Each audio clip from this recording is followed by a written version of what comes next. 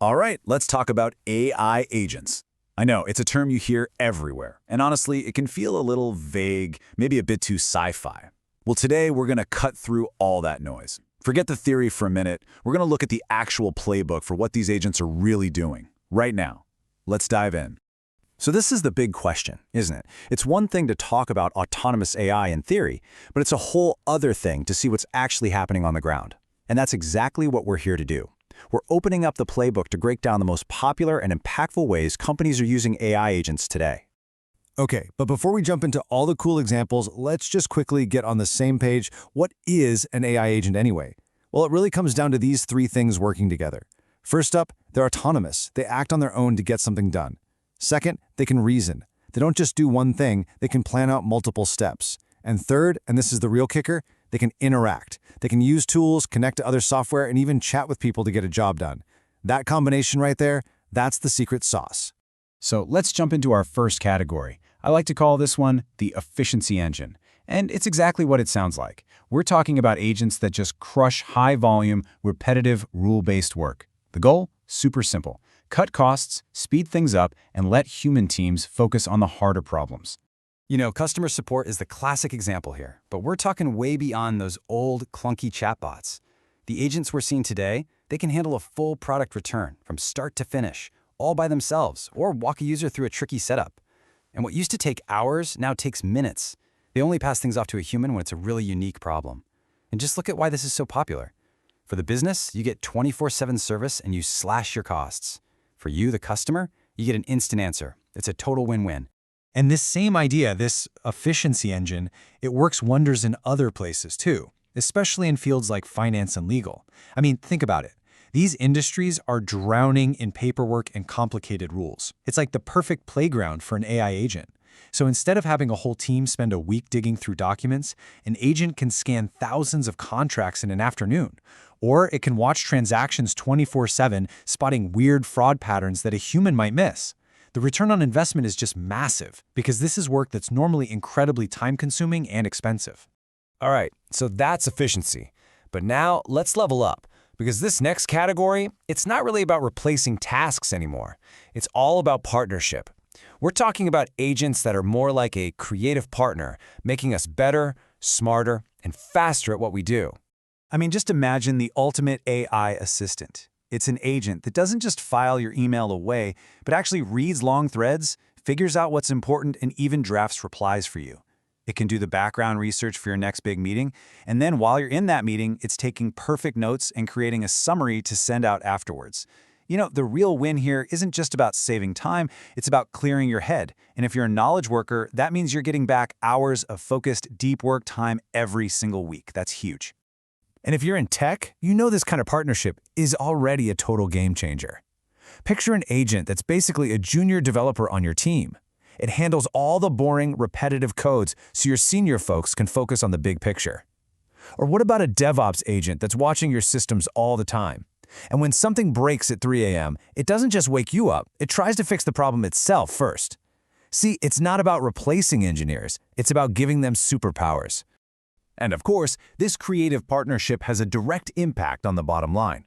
For a sales team, you could have an agent act like a super-powered assistant, researching 100 new leads and writing personalized emails for all of them before you've even had your first coffee.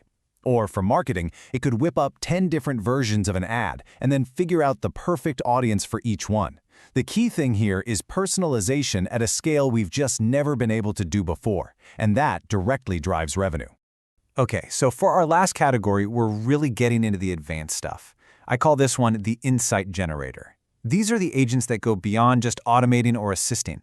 They actually dive into really complex problems to find new knowledge and unlock brand new capabilities.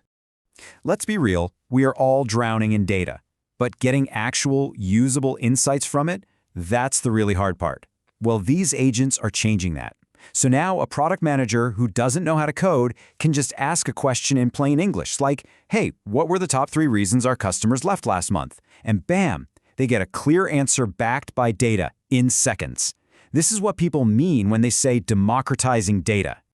Okay, now in a super critical field like healthcare, these agents are playing a really powerful assistive role. And let's be super clear here, they are not replacing doctors. What they are doing is tackling that mountain of administrative work that's causing so much burnout for doctors and nurses.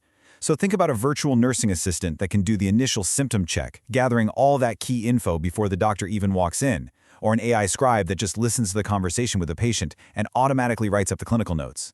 This lets the doctor actually focus 100% on the patient, not on a computer screen.